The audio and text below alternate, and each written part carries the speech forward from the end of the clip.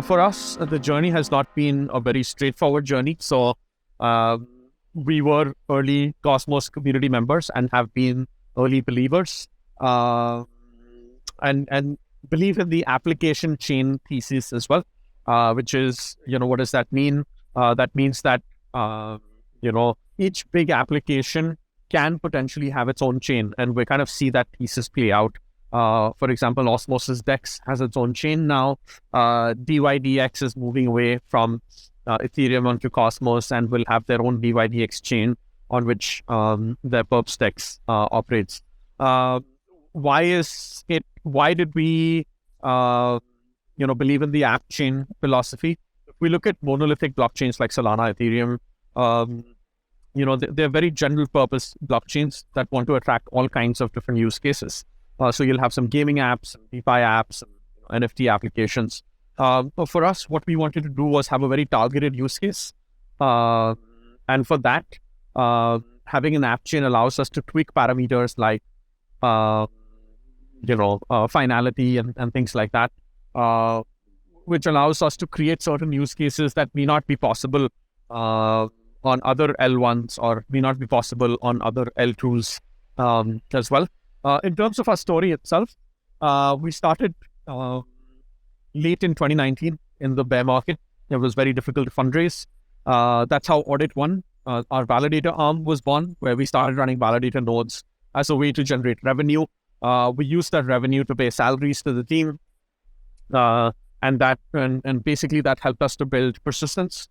Persistence, like you rightly said, is the chain layer. Essentially, basically we use the capital from Audit 1 to finance things to build out persistence.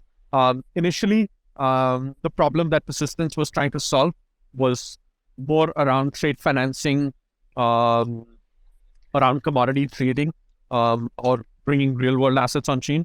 But we quickly realized that there were a lot of problems when it comes to bringing real world assets on chain. In the meantime, in Q4 2020, we were doing a stake drop campaign. Today, a lot of Cosmos projects go to market doing a stake drop. I believe we were one of the first, if not the absolute first, to do a stake drop. So it was very innovative at the time. And within a 3-month period, that's actually the stake drop campaign is something that actually Nikhil was spearheading. Within a 3-month time period, we had more than $1 billion worth of assets at 2020 prices that were staked to participate in the stake drop.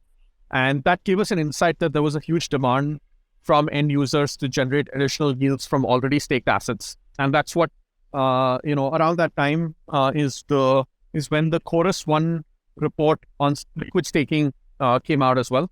And so the combination of the Chorus 1 report and the success of the stake drop and finding problems in terms of bringing real world assets on chain made us pivot into liquid staking, which has been a great decision in hindsight. So that's how, pStake was born as well, as the application on top of the persistence chain. High level speaking, it's been a rewarding journey. And now what we're doing is going forward, building a bigger ecosystem where we're, creating liquidity for the liquid staked assets. So for example, SDK Atom on DEXs like Osmosis and Crescent. But in the future, we'll also be trying to bootstrap liquidity on a native DEX on persistence chain and create other use cases for the liquid staked assets. So our thought process and our belief is that the liquid staked assets should form the base pair, at least within the Cosmos ecosystem, and that should be the base asset around which financial products are built, whether that's a DEX, whether that's a money markets platform, whether that is an options vault. All of these products should be built around the liquid staked asset. And that becomes even more interesting from the Cosmos perspective because most of the Cosmos coins are inflationary in nature or have staking rewards built in.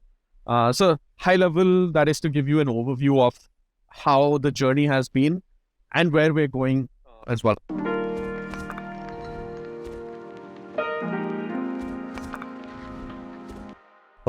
why liquid staking is such an important topic in Cosmos in particular. I think Tushar briefly touched upon it, which is most of these Cosmos-based chains have inflationary tokens or have staking rewards baked in, even if they do not. The staking rewards are generated through fees. And users, unlike on Ethereum, you don't have to run your own validator node. You could just choose a validator that you want to stake with, and delegate your Atom or your UMI tokens or your XPRT or your OSMO, for example. But what happens when you do that is you end up locking your tokens. So when I say you end up locking your tokens, what that specifically means is that your assets are going to be logged on the chain for X amount of days. So once you stake your assets, the first step is, you choose a validator, you select the option to delegate, and your assets are going to, whatever amount you stake, you would earn a staking reward against those assets. And those rewards will be generated over time. It is usually generated on a block by block basis. In some situations, it's on a day-to-day basis, which is more of an epoch-based model. But at the same time, you can't do anything beyond that.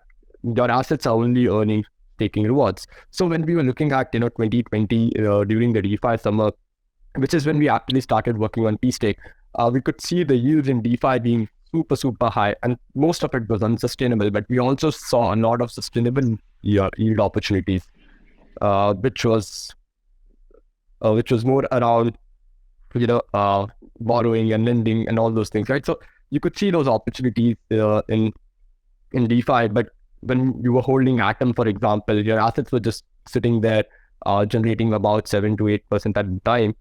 So not the best yield at that time. So we started digging deeper into this problem because people would stake their assets and they would get locked up and they would only generate some amount of yield. Also, the user experience isn't that great. If the market starts crashing, you would have to unbond your assets, which takes about 7 days, 14 days, or 21 days, depending on chains. Most chains in Cosmos follow the 21-day unbonding model. Some follow the 14-day unbonding model. So within that 14 or 21-day period, you can't actually do anything with your assets. They're not even generating staking rewards. So it's not the best or the most capital efficient way for using your POS assets. So that is how we started digging into liquid staking. We started working on liquid staking with pStake.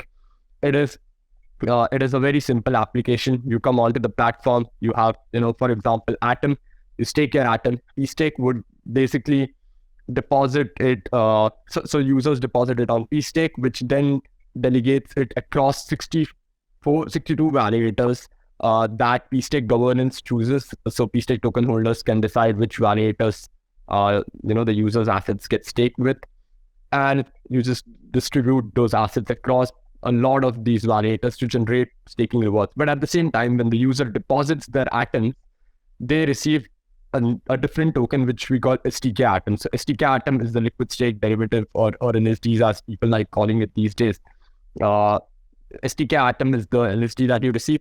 Now, as long as you hold that STK Atom, you're generating staking rewards in the background, and you can use this STK Atom to generate additional yield. So for example, you could use it on Osmosis to supply liquidity to the STK Atom pool and generate, I think it's about 15% yield. But at the same time, you're also earning 19% yield on your staking reward on your STK Atom within the pool. So you're generating much more yield than what you would otherwise. Similarly, you could go on and use STK Atom as a collateral to borrow another asset. But all of this, while you do all of this, you're also earning staking rewards in the background, which is about 20% at the moment for Atom. So it's a much more capital efficient way of participating in DeFi instead of just using the native asset directly. So that's what pStake is.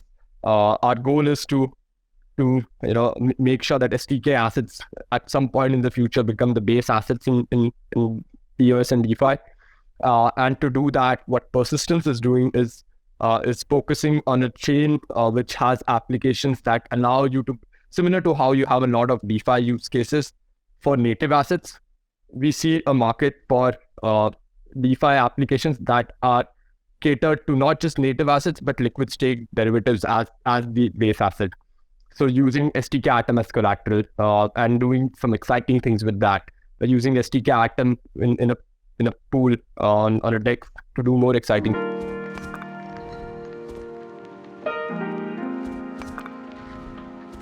Now, within the Cosmos ecosystem, we have Quicksilver and Stride as two other liquid staking protocols that are live.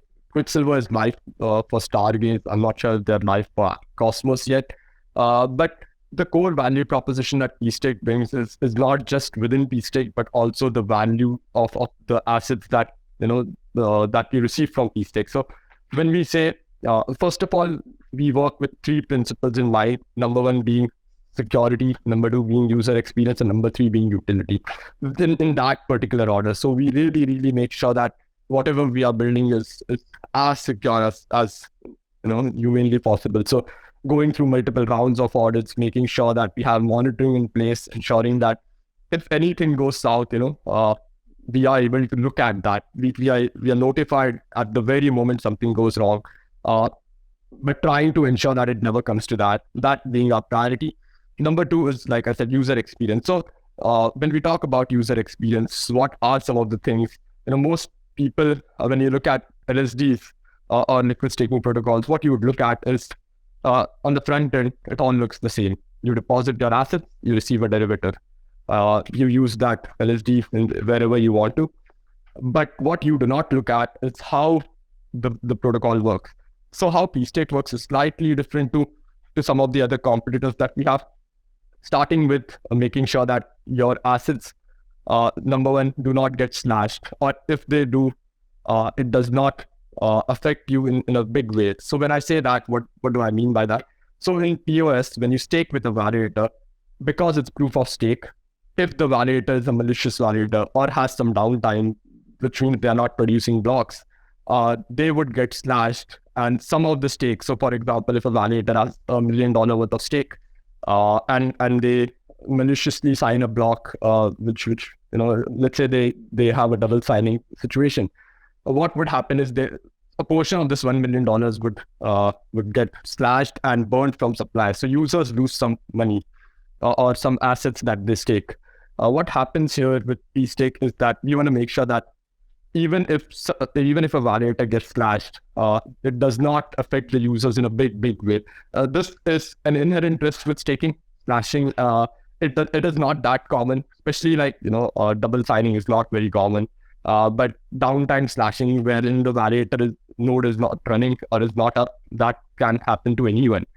Because you may have internet issues, your validator software may need to be upgraded, you might not have done that on time, all those things can come into play. So what we do is, unlike some of the other liquid staking protocols wherein they delegate users' assets and split it across a few validators, for example, if a user comes in with 100 atoms, we split that 100 atom equally across 62 validators. So we try to ensure that the delegation is split across multiple validators. So even if one validator gets slashed, the risk that the user is exposed to is significantly lower than what it would look like on another protocol. At the same time, we have some very exciting features, specifically because we were thinking about user experience. So as a user, if you want to use a liquid staking protocol, what are some of the things that you're going to look at? You're going to look at the liquidity of the LSD itself. So for STK Atom, for example, you want to have STK Atom, you want to hold STK Atom, but you see that liquidity on Osmosis, for example, is about 2 million right now, which is decent enough. But if you want to use it if you want to stake a large amount of atoms with pStake, the number one concern is going to be that, okay, how will I swap out of STK Atom and into Atom when I really need to? So what we've done to tackle that problem is come up with an instant redemption model, so what this instant redemption does is, basically, we match users who deposit their assets against the users who want to withdraw their assets, and do it in an instant manner. So if, for example, Tushar is delegating some of his assets, but I want to unbond my assets, or I want to get an atom back from my STK Atom. So there are two ways for me to go about this. I would either just unbond it on the protocol and wait for 21 days, which is the normal waiting period for, or cooldown period for atom unbonding. Or I would just swap out my STK Atom for Atom on a DEX like Osmosis or Crescent. But we provide users with a third option, where since the Tushar is depositing some of his assets and they don't get immediately staked, there's a delegation epoch, which is a lot more technical, so I won't go into that. But Tushar's assets are what I withdraw, and whatever I had actually staked is mapped to the shard's address. So instead of you having to use a DEX which may not have a lot of liquidity and which may give you higher slippage, we solve that problem. So this is one major problem in I think when it comes to liquid staking protocols, which we've solved, and we will make more improvements to how the instant redemptions work. So yeah, I think those are like two key differences that we have. Apart from that, the fact that we have built on persistence, and persistence will very soon have an ecosystem of applications where you would have applications which are very, very strictly focused, strictly cater to LSDs as the base asset. So Bamboo, Dexter, these are projects that are going live, or all product made in the future. You are basically creating an ecosystem where users don't necessarily have to IBC their asset, because even at this stage, IBC asset it's not the most straightforward. The asset may get stuck on a layer. It may take more time than you would want it to. Some applications may not have the best UI for you to IBC and deposit your atoms or your assets. So all those problems get solved, and we see a market where, similar to how Curve created its own niche for stable assets, like for like assets, I think there's a market for liquid staked for applications that cater specifically to liquid staked assets as the base asset, because of the different properties that LSDs have. So yeah, I think those are some of the things that really differentiate us, among other factors, which is our experience, the fact that we were one of the first liquid staking protocols to go live in Cosmos in 2020, even before IBC, even before anything within Cosmos was a working product. I think we were one of the first projects to come out with a working product for Atom. So we brought all of that experience into a new product, and not just within Cosmos, but also on our product on BNB, which is SDK BNB. So yeah, I think these are some of the things that differentiate us.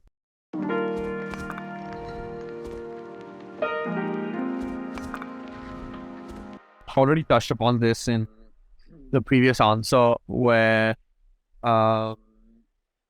we believed in the application chain philosophy to have sovereign blockchains where you can control parameters at the chain level, and so for example, especially in DeFi, this becomes super important.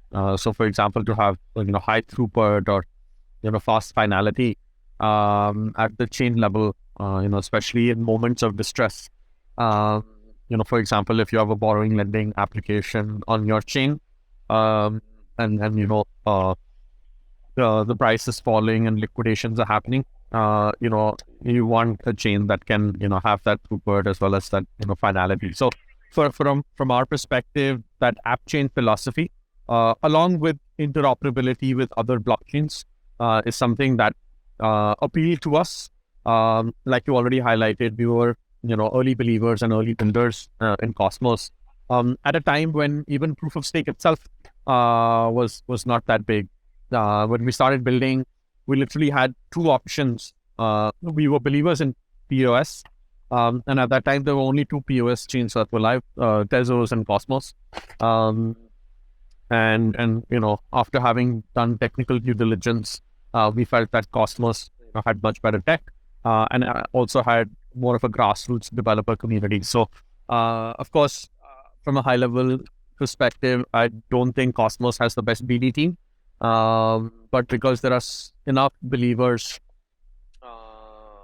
enough grassroots believers in Cosmos, I think that's led to the strength, of Cosmos, and that's why we decided to go down that path. So yeah, I think that is pretty much why we chose Cosmos. Of course, it's a long-term bet, and our belief is that on a long enough time horizon, there'll be enough builders, which is something the bet has been true in terms of Cosmos being able to attract enough builders, despite their BD efforts not being that good, as opposed to other chains which have really good BD efforts but are still able to, but still are unable to bootstrap that developer community. So I think high level speaking, going forward, We have the entire Ethereum ecosystem, the L1 as well as the L2s. So Ethereum, the main chain, as well as, Arbitrum, Optimism, Polygon. And then I think the other big, ecosystem is around the app chains in the Cosmos ecosystem. So we do think that, we'll in the coming months and years, we will see, a strong narrative and also greater awareness in the community around L2s, and also app chains. So it's a obviously for us, it's been already 3 years that we've bet on this, but we see this becoming more true. And like you said, you've been on the investor side of things. I've been on the investor side of things. The good thing with being an investor is you can keep changing your mind and keep buying, selling coins. But as a builder, you have to have, a clear vision and a longer term vision. And you can't change your mind, every day, or it's more costly to change your mind every day, because you have to align the team and the overall direction in which the project goes. So from that perspective, we need, to give that direction. And so from that very high level direction perspective, I think we've made a good bet. Of course, high level speaking, Persistence is an independent sovereign, app chain. And so what we work towards is making sure that value accrual happens to XPRT, and XPRT is the absolute center of the entire Persistence ecosystem. And so, while we've been talking about STK Atom as the liquid staking asset being issued on pStake, through via the pStake application, very soon we'll have liquid staked XPRT that is going to be issued in addition to, of course, other assets. So what that will do is, again, bootstrap more liquidity for STK XPRT. So while we keep the staking ratio on the chain very high, we do not give up on the liquidity or the volumes for XPRT, and also create interesting use cases in terms of, let's say, being able to borrow against XPRT while being able to earn staking rewards and things like that. So, while we're building use cases around other assets, which are, important assets in the Cosmos ecosystem, and also maybe, slightly outside the Cosmos ecosystem, like BNB, for us, it's very clear that we want to make sure that the value accrual happens to, XPRT ultimately. And we've built a lot of use cases around XPRT and STK XPRT itself.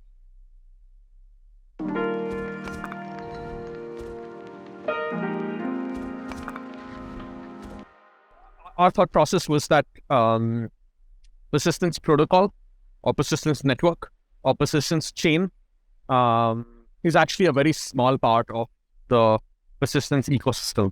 And so from the very beginning, we had that clarity that persistence was going to be a lot more than just the persistence chain itself or just the persistence network or protocol itself. So that's the main reason why we decided to go with the .1 domain.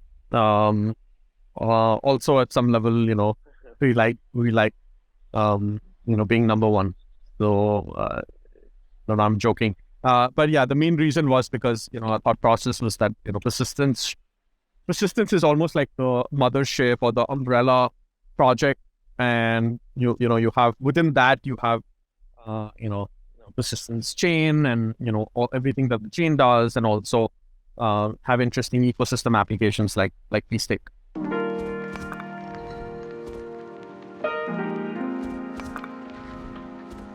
I think the advice would be, mainly around having, a lot of people think it's cool to build, but, having a little bit of clarity around, why you're trying to build something. And, if you're able to